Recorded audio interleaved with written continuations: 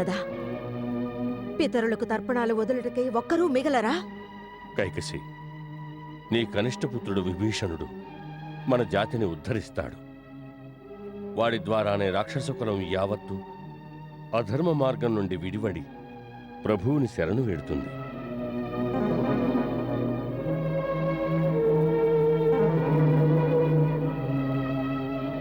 కనుక పుత్ర, వారు సెలవిచ్చిన భవిష్యవాణి నేడు సత్యమవుతున్నదనిపిస్తున్నది.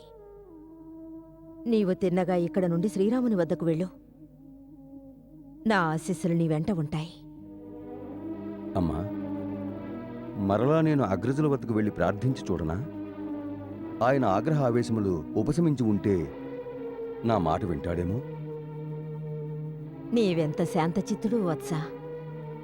వెళ్ళు, వెళ్ళి ప్రయత్నించు.